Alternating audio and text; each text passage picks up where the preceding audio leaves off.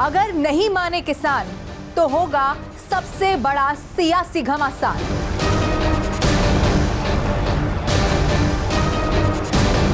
किसान आंदोलन 2.0, जिसकी चिंगारी रह रहकर सुलगती ही चली जाती है।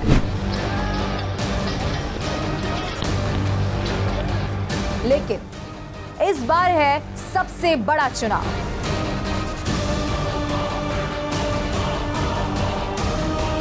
और किसान आंदोलन का प्रभाव सबसे ज्यादा अगर कहीं देखने को मिलेगा तो वो जानते हैं कौन सा राज्य है? वो राज्य है पंजाब।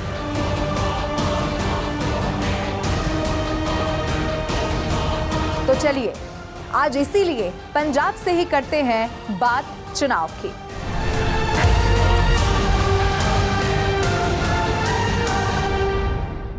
किसान आंदोलन 2.0, या मैं यूं कहूं कि पिछली बार के 13 महीने वाले किसान आंदोलन का एक्सटेंशन, और यही एक्सटेंशन सरकार के गले की हड्डी सी बन गया है।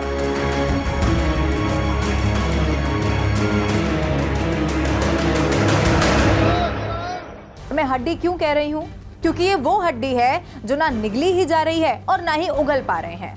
तो आइए अब एक एक कर मैं आपको विस्तार से समझाती हूं कि इस बार आंदोलन का, ये जो किसान आंदोलन है, इसका मुद्दा है क्या, और एक बार फिर से जो आने वाला चुनाव है उस पर इसका क्या और कैसे असर पड़ने वाला है।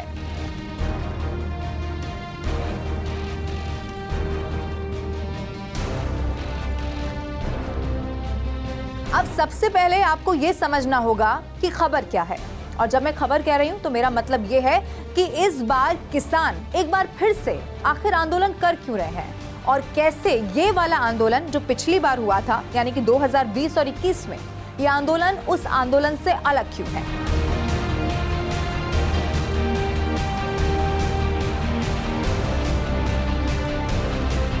अब इस बार की मांगे सबसे पहले क्या है?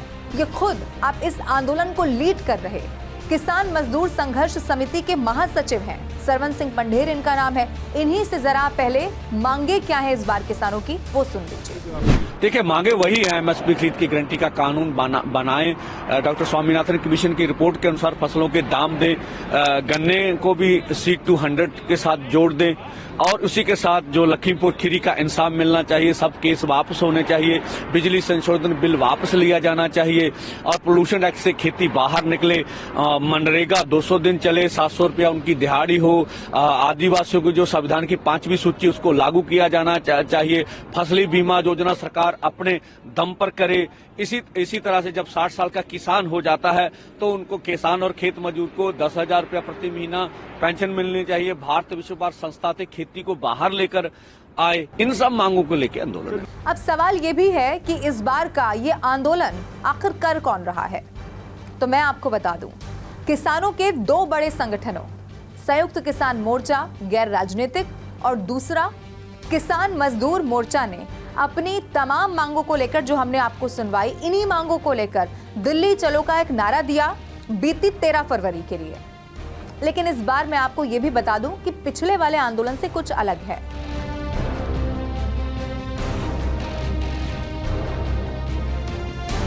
अगर मैं आपको पिछले 2020-21 में जो किसान आंदोलन हुआ, अगर मैं एक बार आपको पीछे लेकर चलूं, उसकी याद दिलाऊं, तो आप ईमानदारी से बताइए कौन सा चेहरा आपको याद आएगा। अगर मैं सही हूं तो राकेश टिकैत होंगे, गुरनाम सिंह चढ़ूनी होंगे। लेकिन आप जानते हैं, इस बार के आंदोलन को इन चेहरों ने समर्थन तो कर दिया है, लेकिन फ्रंट फुट पर ये चेहरे इस बार के आंदोलन को लीड नहीं कर रहे हैं। इस बार पंजाब किसान मजदूर संघर्ष समिति के महासचिव हैं सरवन सिंह पंढेर, और इनके अलावा किसान नेता हैं जगजीत सिंह दल्लेवाल। वो इस आंदोलन की अगुवाई कर रहे हैं, और ये सबसे बड़ा कारण है थोड़ा अलग इस आंदोलन के स्वरूप का। हालांकि मैं आपको बता दूं, राकेश टिकैत ने कह दिया है कि किसानों को अगर कोई भी दिक्कत हुई तो दिल्ली दूर नहीं है, और फिर जो ग्रामीण बंद बुलाया गया उसमें राकेश टिकैत की सबसे ज्यादा भूमिका दिखाई दी। अब आप ये भी जान लीजिए कि सरकार ने आखिर इस आंदोलन को खत्म करने के लिए क्या किया है। सरकार ने पहले दौर की बातचीत की सबसे पहले, जिसमें खुद मुख्यमंत्री पंजाब के भगवंत मान शामिल रहे। फिर दूसरी बार भी बैठक होती है, दिल्ली कोच से ठीक एक दिन पहले 12 फरवरी को चंडीगढ़ में केंद्रीय मंत्री पहुंचे, लेकिन आप जानते हैं कोई भी समाधान या फिर मैं कहूं कि जो बीच का रास्ता निकालने की कोशिश की जा रही थी वो हो नहीं पाया। अब इसके आगे भी इसी तरह बैठकों का दौर चलता रहा, जिसे सकारात्मक तो बताया गया, लेकिन कोई ठोस निष्कर्ष जिसे कंक्लूजन हम कहते हैं वो कब और कैसे निकलेगा, समाधान आखिर होगा क्या, ये कोई नहीं जानता।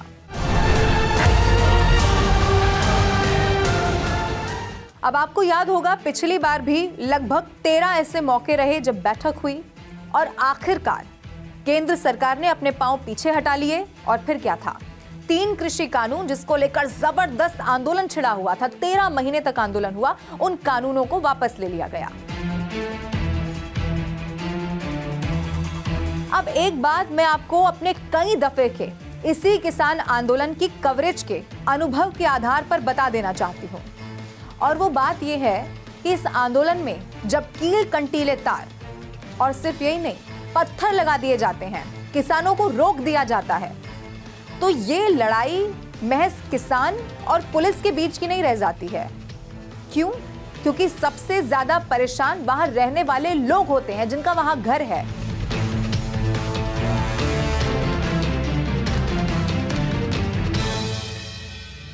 अब एक छोटा सा उदाहरण मैं आपको दिखाती हूं। दिल्ली कूच के दिन 13 फरवरी का वो दिन था जब मैं खुद गाजीपुर बॉर्डर पर कवरेज के दौरान मौजूद रही। आप खुद देखिए लोगों की परेशानी कैसी थी, मैंने अपनी आंखों से देखा, मैं आपको भी दिखाती हूँ। सबसे बड़ी मुसीबत की क्या बानगी आपको मैं और दिखाऊं, ये आप देखिए, ये जो तारे लगाई गई हैं कटीली तारे हैं, लेकिन आप लोग देखिए क्योंकि उस तरफ जाना है, कूदने को मजबूर है। बहुत छोटा बच्चा मुझे इनके हाथ में दिखाई दे रहा है, किसी को अस्पताल जाना है, कई सारे स्कूल के बच्चे हैं जो यहाँ से जाना चाहते हैं क्योंकि अब और कोई रास्ता रह नहीं गया है। आप सोचिए कितना ज्यादा मुसीबत भरा हो सकता है, क्योंकि इससे आपको चोट भी लग सकती है। मैं इन लोगों से बात भी करने की कोशिश करती हूँ। कहाँ जा रही है आप? हाँ, गाजीपुर जा रहे हैं। गाजीपुर जाना है। अब ऐसे कैसे जाएंगे कूद के? अब कैसे बताऊँ, अब बड़ी परेशानी है। हाँ। अब क्या कहूँ, कैसे जाऊँ, चढ़ भी नहीं पाऊंगी इस पे। आप बताइए कहाँ जा रहे हैं आप? मैं जा रहा हूँ एडमिट कार्ड लेने, लड़की का है, लड़की स्कूल में है। हाँ। उसका एडमिट कार्ड दिया नहीं है तो मुझे तो ये ऐसे कैसे जाएंगे, इससे तो बड़ी दिक्कत अब तो दिक्कत उठानी पड़ेगी। अब तो आप क्या स्कूल कॉलेज कहीं जा रहे हैं? कहाँ जा रहे मैं तो मंडी जा रहा हूँ। हैं? अच्छा हाँ, यहाँ पर मंडी भी है। मंडी में सब्जी वब्जी लेने जाता हूँ, मार्केट लगाता हूँ इंद्रापुरम। कहाँ पर जा रहे हैं आप? मंगलम। तो ऐसे कूद के आप निकलना तो पड़ेगा, पेरेंट्स मीटिंग है ना। अच्छा जी, उसमें जाना है स्कूल। अब आप देखिए, ये तो महज एक तस्वीर है जो मैंने आपको दिखा दी। अब जरा आप सोचिए कि जिस सड़क से आप गुजरकर 15 या 20 मिनट का रास्ता तय करके अपने दफ्तर पहुंच जाते हो, 5 मिनट की आपके घर से दूरी हो जहां पर अस्पताल हो, लेकिन यही फासला आपको 1 घंटे या उससे भी ज्यादा वक्त में तय करना पड़े, और वो भी एक दिन, एक हफ्ता, एक महीना नहीं, पूरा 1 साल। क्यों? क्योंकि सरकार और किसानों के बीच बात नहीं बन पा रही है, और आप हैं जो वहां पर रहते हैं और उनका इस किसान आंदोलन से कोई लेना देना नहीं है, और वो हर दिन क्या सोच रहे हैं, सिर्फ यही कि काश इस जगह पर हमारा घर ही ना होता। अब जरा आप सोच कर देखिए, और आप यकीन मानिए कि जब भी लोगों की भावनाओं को इस तरह से ठेस पहुंचती है तो उसका असर फिर किस पर पड़ता है? चुनाव पर। और इसीलिए पंजाब की सियासी गणित अब कैसे इसके बाद बनने और बिगड़ने वाली है, मैं उसे आपको समझाऊंगी। लेकिन उससे पहले भगवंत मान जो पंजाब के मुख्यमंत्री हैं, उनका एक बयान मैं आपको सुनवाती हूं, सुनिए। हरियाणे की कर रहे हैं, हरियाणे वाली जी पंजाब वाली हद है, उत्थे एडे एडे किल ला रहे ने, पत्तियां, तारां, कंडियालियां तारां। मेरी फिलहाल तो मेरी बेनती है केंद्र सरकार नूं कि किसानां नाल गल कर लो, उन्हां दीयां मंगां जायज़ जिहड़ियां ने मान लो। तुसी इंडिया ते पंजाब दा बार्डर ना बनाओ, बार्डर बनाता हुण ओनियां तारां इधर लगियां खब्बे पासे पाकिस्तान जाण नूं, ओनियां इधर लगियां दिल्ली जाण नूं। तुसी की समझदे हो सानूं? केंद्र सरकार नूं कहना चाहुंदा, इन्ना इन्ना साडे नाल आडा ना लाओ, इन्ना तुसी साडे नाल हरख ना रखो, इन्नी नफरत ना करो। मैं तो इस लैवल ते सोची बैठा जिस लैवल की नफरत असी चल रहे हैं। अरविंद केजरीवाल जी दिल्ली चल रहे ने, मैं इत्थे चल रहा गवर्नर के थ्रू, पता नहीं किहदे थ्रू। इन्हां दा बस चले जन गण मन चों पंजाब कढ़ देणगे ये कि जन गण मन च पंजाब आउंदा यार, इनू कढ़ दो। एक बिल ही पास करना है, हाँ वाले हाँ कहो, ना वाले ना कहो, हाँ वालों की जीत हुई, हाँ वालों की जीत हुई, चलो चलो चलो चलो। जिवें चंडीगढ़ वोटां गिणियां सी, आ वोट आम आदमी पार्टी दे, घट बीजेपी दे ने, इधर धर दो, आ भी आम आदमी पार्टी दे, बीजेपी वाले पासे धर दो। कैमरे वाल भी देख लो, नाले सुप्रीम कोर्ट ने दसता ऐ कर दिया यार। पंजाबी में ये बयान मैंने आपको सुनाया, लेकिन ट्रांसलेट करके मैं आपको हिंदी में बता देती हूँ। भगवंत मान पंजाबी में कह रहे हैं कि एक बॉर्डर जो पहले से भारत और पाकिस्तान के बीच में है, जितनी कंटीली तारें वहां लगी हुई हैं उतनी यहां पर मत लगाइए। इंडिया पंजाब का बॉर्डर मत बनाइए, ये भगवंत मान कह रहे हैं। इतना नहीं, उन्होंने कहा कि ये जो सरकार है वो पंजाब से नफरत करती है, इनका अगर बस चलेगा तो ये जन गण मन से पंजाब को निकाल देंगे, ये भगवंत मान ने कहा।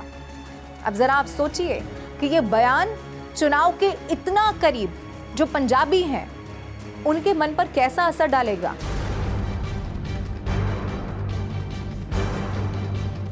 अब इसीलिए पंजाब का सियासी समीकरण यहां से क्या कहता है, अब जरा वो मैं आपको पूरे विस्तार से समझाती हूं। सबसे पहले पंजाब में विधानसभा की 117 सीटें हैं और लोकसभा के लिहाज से कम सीटें हैं, 13 सीटों वाला ये पंजाब राज्य है। अब इन्हीं सीटों के आधार पर सबसे पहले मैं आपको बता दूं कि वो इंडी गठबंधन जो पहले ही छिन्न भिन्न हो चुका है, उसी इंडी गठबंधन को एक बहुत बड़ा झटका तब लग गया जब पिछले विधानसभा में सबसे बड़ी पार्टी बनकर उभरी, जो मौजूदा सरकार सत्ता में है, आम आदमी पार्टी। क्या कहा कि पंजाब की सारी 13 और चंडीगढ़ की एक संसदीय सीट पर अपना प्रत्याशी हम उतारने वाले हैं। फिर क्या था, अब आप देखिए, जो पिछले विधानसभा में अंतरकलह की वजह थी, उस वजह से आप जानते हैं ना कि अपनी बनी बनाई जमीन कांग्रेस खो चुकी थी। अब इसी कांग्रेस के होश फाख्ता हो गए जब अरविंद केजरीवाल की तरफ से बहुत बड़ा बयान दिया गया। अब आम आदमी पार्टी और कांग्रेस के अलावा यहाँ कौन कौन है? बसपा है, अकाली दल है और भारतीय जनता पार्टी है। अब 2020 में जब कृषि कानून को लेकर पंजाब में बहुत जबरदस्त हंगामा मचा था, आपको याद ही होगा, और लोगों का जब बहुत गुस्सा देखने को मिला, तब अकाली दल ने क्या किया? अकाली दल ने भाजपा से नाता तोड़ लिया, जबकि वो लंबे बड़ी पुराने वो साथी रहे। 4 साल के बाद फिर से अकाली दल और भारतीय जनता पार्टी है, उसके बीच दूरियां कम हो चुकी थी। माना ये जा रहा था कि अब आगामी दिनों में बस सिर्फ औपचारिकता रह गई है, अंतिम जो रूपरेखा है वो पूरी तरह से अंतिम चरण में पहुंच चुकी है। लेकिन फिर क्या हुआ? किसानों ने केंद्र सरकार के खिलाफ एक संघर्ष का एक बार फिर से बिगुल फूंक दिया और फिर इस गठबंधन का सबसे बड़ा रोड़ा सामने आ गया।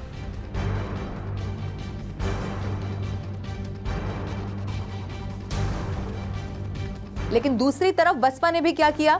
मंगलवार को अकाली दल से समझौता तक तोड़ दिया। अब ऐसा इसीलिए किया क्योंकि अकाली दल और भाजपा समझौते पर औपचारिक मुहर लगाने वाली थी, बस बाकी ही रह गई थी। आप ये यकीन मानिए, न्यूज़ 18 इंडिया ने सबसे पहले वो खबर चला दी थी। लेकिन उसके बाद किसानों का आंदोलन शुरू हो गया और फिर से दूरियां अकाली दल और बीजेपी में बढ़ गई।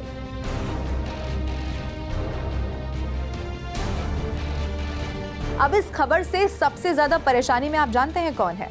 भारतीय जनता पार्टी। हरियाणा में भाजपा की सरकार है और वहां पर जिस तरह से पंजाब के किसानों पर आंसू गैस के गोले बरसाए गए हैं, और इतना ही नहीं है, सड़कों पर कील लगा दिए गए हैं। अब ये आप तस्वीरों में देख लीजिए, जो कई सारी हमने आपको दिखाई भी, भारी रोष वहां पर फैल चुका है।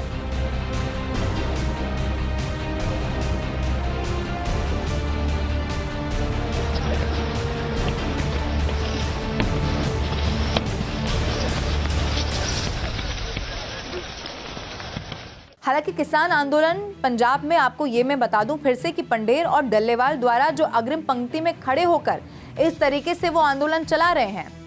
लेकिन हमने ये भी देखा, जैसा मैंने आपको पहले भी बताया, कि जो संयुक्त किसान मोर्चा है, राकेश टिकैत हैं, वो अपना समर्थन यहाँ पर दे चुके हैं।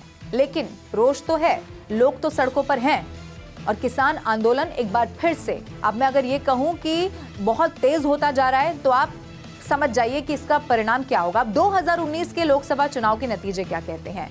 कांग्रेस को 8 सीटें मिली, भाजपा 2 सीटें जीतने में कामयाब हुई, अकाली दल को भी 2 सीट मिलती है और आम आदमी पार्टी 1 सीट निकाल पाती है और वो किसकी होती है? मौजूदा मुख्यमंत्री भगवंत मान की। अब जो नतीजे मैंने आपको दिखाए, उन नतीजों से आप एक बात समझ जाइए कि किसी भी पार्टी का गठबंधन अगर आप मिला भी लें तो भी इतनी सीट नहीं जीत पाया है जितनी अकेले ये कांग्रेस पार्टी ने जीत ली है, क्योंकि मजबूत स्थिति में पंजाब में रही है भाई कांग्रेस पार्टी, से कोई मना नहीं कर सकता।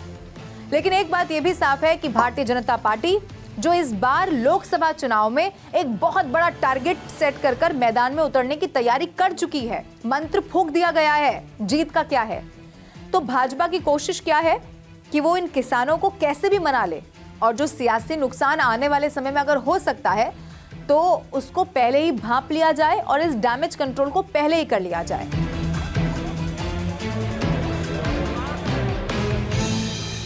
अब मैं आपको यह भी बता दूं कि पिछली बार 2019 में जब लोकसभा का चुनाव हुआ तब शिरोमणि अकाली दल और भारतीय जनता पार्टी साथ मिले, एक साथ चुनाव लड़ा। 3 सीटों पर बीजेपी ने चुनाव लड़ा और 3 में से सिर्फ 2 सीटें बीजेपी निकाल पाई, यानी कि 2 सीट पर जीत दर्ज हुई। अब इसीलिए ये जो आंदोलन है ना, इससे पंजाब में भारतीय जनता पार्टी को लोकसभा चुनाव में, सिर्फ लोकसभा की मैं बात कर रही हूँ, बहुत ज्यादा नुकसान होगा ऐसा दिखाई नहीं देता। लेकिन ये भारतीय जनता पार्टी है और विधानसभा चुनाव में ये बहुत बड़ा मुद्दा ना बन जाए और इसी पार्टी को किसी भी रूप में कमजोर ना कर दे, इसीलिए भाजपा के जो थिंक टैंक है ना, वो ये सब भांप चुके हैं और इसी को लेकर हर प्रयास, इसीलिए बैठकें चल रही हैं। कोशिश ये है कि जल्द से जल्द इस आंदोलन को खत्म करा लिया जाए।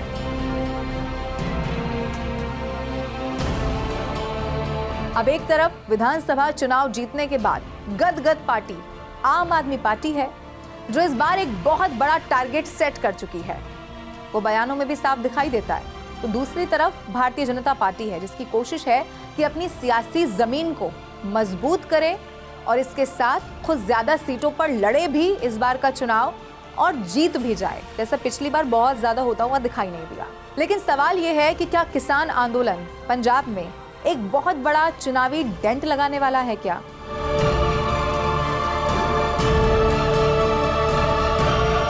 ये सवाल है और इस सवाल का जवाब जब लोकसभा चुनाव के नतीजे सबके सामने आ जाएंगे, उन्हीं नतीजों के साथ इस जवाब को भी हम देख पाएंगे। लेकिन अगली बार लोकसभा चुनाव की गणित लेकर एक बार फिर मैं मिलूंगी आपसे और किसी और राज्य से करेंगे हम बात चुनाव की। Thank you so much. See you again.